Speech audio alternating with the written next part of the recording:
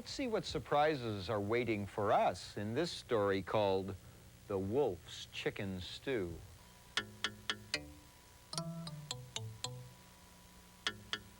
There once was a wolf who loved to eat more than anything else in the world. As soon as he finished one meal, he began to think of the next. One day, the wolf got a terrible craving for chicken stew. All day long, he walked across the forest in search of a delicious chicken. Finally, he spotted one. "Ah, she is just perfect for my stew," he thought.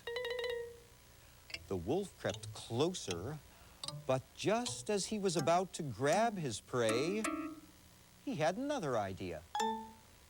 "If there were just some way to fatten this bird a little more," he thought, "there would be all the more stew for me." So the wolf ran home to his kitchen, and he began to cook. First, he made 100 scrumptious pancakes. Then, late at night, he left them on the chicken's porch. "Eat well, my pretty chicken," he cried. "Get nice and fat for my stew." The next night, he brought 100 scrumptious donuts. "Eat well, my pretty chicken," he cried. "Get nice and fat for my stew." And on the next night, he brought a scrumptious cake weighing 100 pounds. "Eat well, my pretty chicken," he cried. "Get nice and fat for my stew."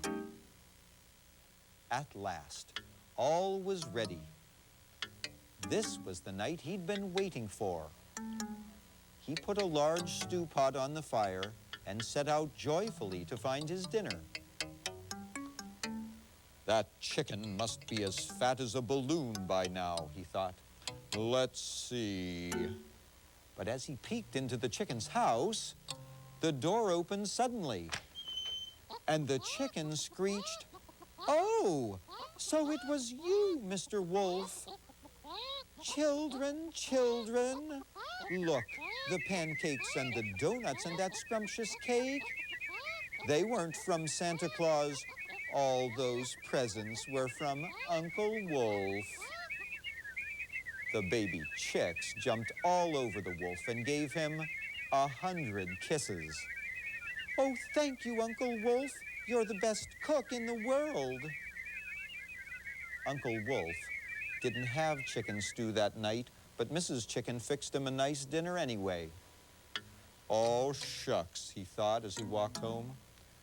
"Maybe tomorrow I'll bake those little critters 100 scrumptious cookies." And that was the story called The Wolf's Chicken Stew. And it was written and the pictures were drawn by a person named Keiko Kaza.